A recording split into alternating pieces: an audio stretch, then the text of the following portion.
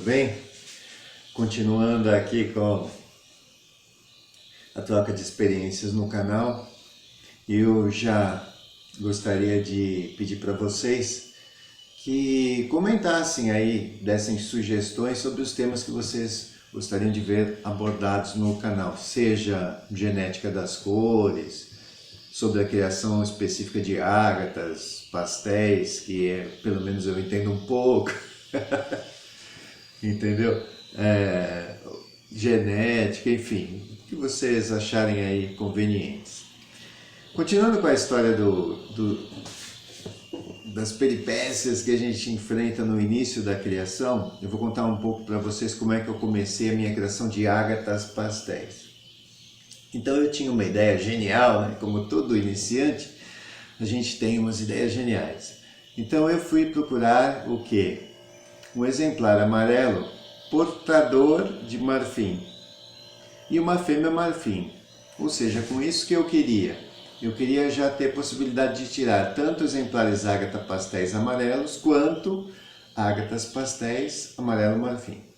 O que acontece nesse caso? Quando você sai procurando um portador, evidentemente que você está contando com as informações de terceiros, tá certo? Você está contando que aquele criador vai te dar realmente um portador.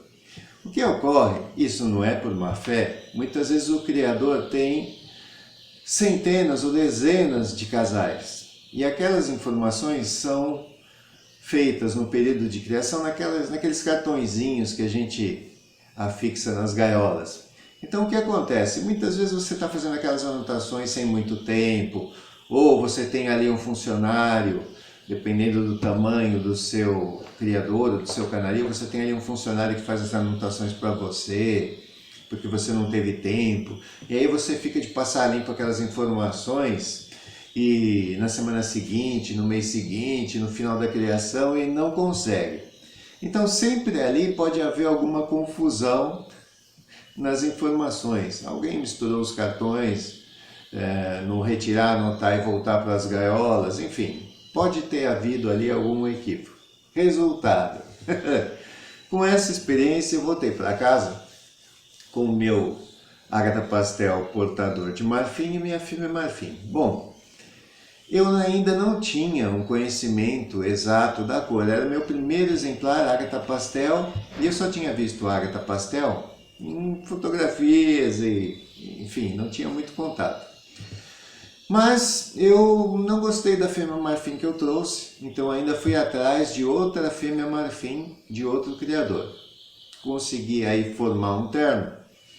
E assim, para todas as pessoas que eu mostrava a fotografia dos meus exemplares, no macho, todo mundo pela foto já estranhava e não tinha certeza se aquilo era um ágata pastel.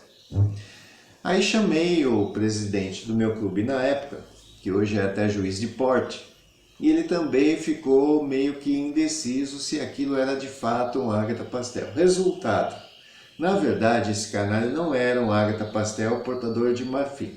Ele era um ágata clássico portador de pastel e marfim. Na verdade esse ágata veio se confirmar ser um portador de Isabel também e de acetinado também. Enfim, ele era um Kinder Ovo dos canários, ele gerava qualquer coisa. Então, assim, para o iniciante realmente foi um desafio. Era uma verdadeira aula de canaricultura. Por quê? Eu tinha filhotes de todo tipo e eu não sabia identificar. E por foto ninguém podia me ajudar, né? Então por foto, o que é preto vira cinza, o que é cinza vira sépia e assim por diante. Então não é muito confiável, tá certo? Então foi isso que aconteceu comigo. E nessa época até tive um importante conselho, né? De um criador juiz, o Paulo Loff, que me valeu, eu posso dizer assim, muito obrigado todos os dias para ele, porque esse puxão de orelhas me valeu todos os resultados que vieram a seguir. Ele disse para mim, se você não conhece o que está criando, vai criar outra coisa.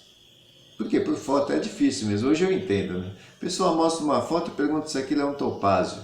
E você ou fala que é um topázio ruim ou fala isso nem é um topázio. Então, para não ferir, para não ferir os sentimentos das pessoas, a gente prefere não dar opinião por foto, tá certo?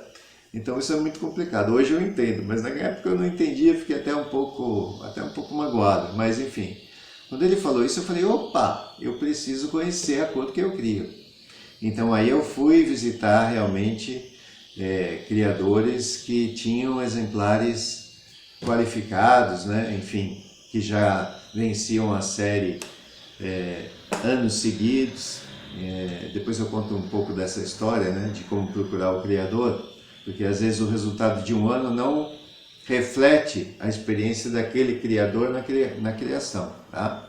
Então às vezes o criador começou com aquela cor, já teve uma sorte e fez alguns resultados, e o que acontece? Na verdade nem é ele que separa as aves dele, às vezes ele tem auxílio, então ele nem conhece muito bem a mutação, que por acaso ele obteve os resultados. Enfim, pode acontecer isso, tá certo?